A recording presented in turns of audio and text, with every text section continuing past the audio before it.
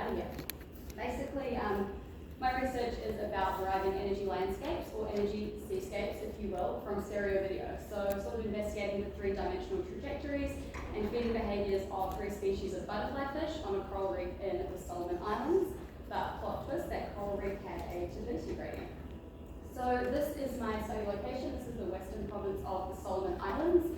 I was on Kolobanga Island in the middle there, that little circular one on the southwest coast in a place called Vavanga. So this is Vavanga River. It's one of about 80 rivers and streams that runs from the peak of Kolobanga Island down through a montane rainforest, and then the fresh water gets deposited into the surrounding kolo, or water. So Kolobanga is actually the local Duque language. It means water chief. So Vavanga Reef itself is split into two reefs by the river mouth. So you've got the North Reef and the South Reef. So we focused our efforts on the Southern Reef. It was this really extensive reef flat, extends about 200 metres from shore, culminates in a reef crest, and then drops down to the sea floor. So as Vavanga River is flowing down the mountainside, it's bringing with it nutrients and sediment, obviously, and that's all getting deposited at Orvaku, or the river mouth, just using some local dialect there for you. So what we found was this naturally occurring turbidity gradient, and it decreases with distance from the river mouth and increases again with proximity to the next river mouth.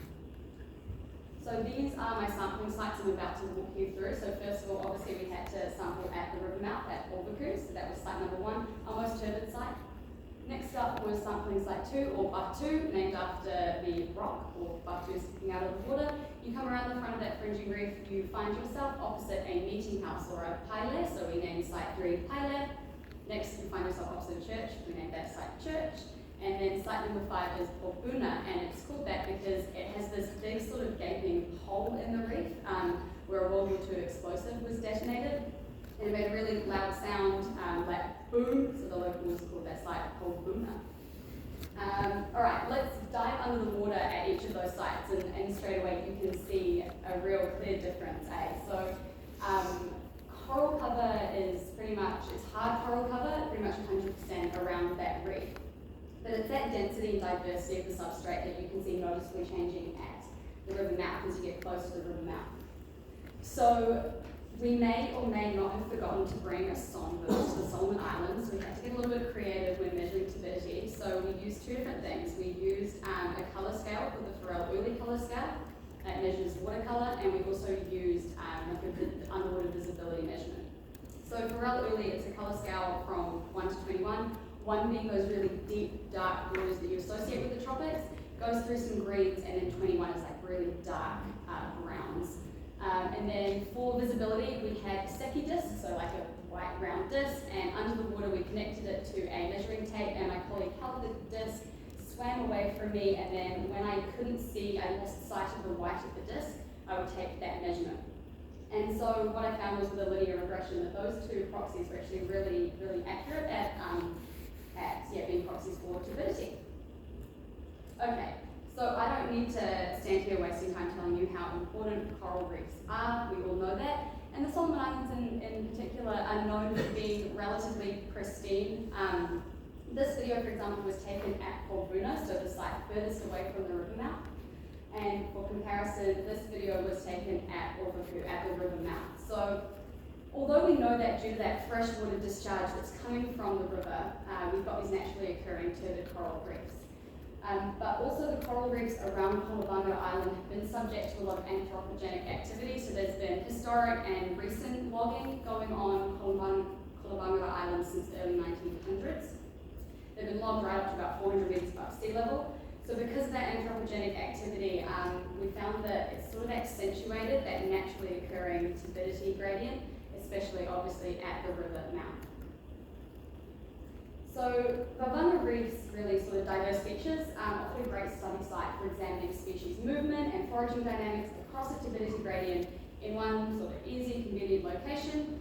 I say easy and convenient, it did take like 24 hours to read plane rides and boat ride to get there, but once we did get there, I wanted to investigate the foraging behaviour of butterfly fishes across the continuum of reef turbidity.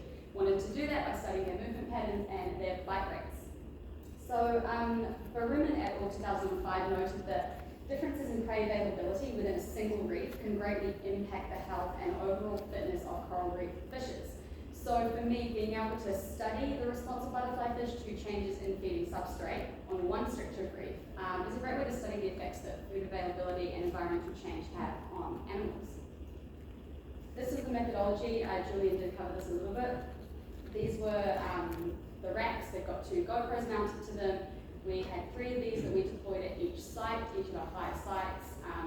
They just sort of ran for about an hour and a half till the battery ran out. We went, picked them up, changed the battery, did about 3 deployments a day over a 3-week period, so we were able to sample quite a lot of our sites, quite a lot. And so using this stereo video method helped us to create those energy seascapes, which is the relationship between the location of the butterfly fish and sort of the energy cost of them moving in that area. Helps us to understand how environmental differences, in my case turbidity and substrate heterogeneity, how that affects, promotes or disrupts their energetic balance. And I think, that's really important for animal survival, obviously, but I think it's quite pertinent in an era now where humans are impacting ecosystems like we never really have done before. Typically, I found that studies tend to do this on a larger scale, or they were doing it in a lab. So by using the stereo video method, I could do it in the field, and I could do it really fine scale. Okay, I'll introduce you to my 3 target species of butterfly fish.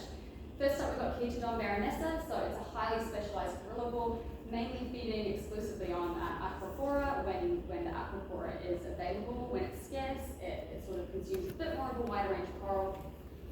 Chaetodon lunallatus is our omnivore, mainly consuming aquaphora. However, when compared to baronessa, it's a bit less selective, doesn't consume it in greater proportions. And finally, I've got Chaetodon vagabundus. So it's generalist omnivore, it's eating algae, tunicates, corals and invertebrates, potentially even maybe consolidated carbonate reef. We chose these 3 species basically for their varied dependence on foraging substrate. Let's look at some fun stuff. So this is the substrate that the fish are feeding on. Sampling sites down the bottom there, and they're also up the top there for your reference. And on the y-axis is percentage bites that each species took over all sites. So first of all, let's just have a quick look at Chaetodon baronessa here. Kind of what we'd expect, which is always nice. Quite aquaphora dominant, but the amount of bites is seeming to increase with increasing distance from the river mouth. Chaetodon lunallatus, very proprieties dominant, but seemingly consistent in bites taken and prey diversity, except for Batu, where it's obviously hammering the proprieties a bit more. And you might notice at Porbuna, even though we found that species there, didn't seem to be taking any bites. And vagabundus, so this is our generalist, omnivore, kind of what you'd expect. It's got a real diverse range of substrate it's feeding from. And a really sort of interesting shift in the grazing substrate there as we get further away from all the curds. It's consuming rock and some dead coral. Basically what I'm trying to say is the 3 species got different foraging strategies, and we're seeing that as different sites. Okay, so when I was younger, I always wanted to be a marine scientist, and this was like the stuff that I thought I'd be doing, right? Like every day I'd be like out diving with dolphins and like turtles and stuff. And so when my supervisor at Armagon was like, hey, do you want to come to Solomon Islands? I was like, yes, like get in the field and this is going to be me. And it kind of was, like it was obviously amazing. What I didn't realize is after 3 weeks in Solomons, then I had to spend 9 months behind a computer, just like clicking away at video footage analysis. And I had a funny thought, like, I spent 9 months doing that. Most women, right, can create human life in 9 months. So what I created a 3D animated graph for you guys. I think it's pretty cool. So up the top there, I'm tracking a baronessa, and you'll see that then it's appearing in 3 dimensions down the bottom there. You're probably thinking, I clicked 34,000 times over that 9 months, like crazy. You're probably thinking, could just use AI, like I know, but we did try it, as Julie mentioned, and what we found in the 3 dimensions, it wasn't as accurate as old school, manual tracking. So that's what we did. Here you'll see, these are just a bunch of random different tracks from my species across any sites, but what I want you to look at here is it's the velocity. So yellow being high acceleration and blue is low acceleration. Normally, right, when we do velocity, like we can look at it over an entire track and we're getting the average, but because I spent all that time clicking and getting those individual points, I could then measure velocity point by point. Because I did that, this is where it gets really exciting, I could use those velocity measurements to attain overall dynamic body acceleration. And that's a really good proxy for activity and energy expenditure, which is what I wanted to learn about. So we were able to calculate overall dynamic body acceleration because our methodology gave us that data in 3 dimensions. These results were all preliminary. We're sort of just starting to get into it, but very exciting results here. This one is for ketone baronesses, so our acropora specialist. And we're already starting to see, you can see here that the changes in the environmental conditions noted by our sites down the bottom are having an effect on this specialist species. So we understand that the limitation of this technique is that you're not revealing the exact prey they're consuming. It looks like they're biting a coral, but they might be biting, they might be eating mucus or algae or detritus or, inverts, any of that sort of stuff. So we're aware of that, but what we're trying to do is sort of provide pieces to an overall puzzle by contributing this data of in-situ feeding observations of movement patterns and energy landscapes in one study. So it's a more holistic method for foraging and feeding ecology, and as far as I'm aware, I couldn't find anything that used a similar method for coral reef fish, so that's pretty exciting. This is my research team in the Solomon Islands. You see the arrow there, that's Armageddon again, his second shout out of the morning. Armageddon, come along to his talk later on 145 in this room. We've got some really fun stuff, and references, and fun QR code. This is a website that I made for our research team. If you want to learn more about me, my research, my team's research, they're doing some cool stuff with GIS as well. Thank you so much.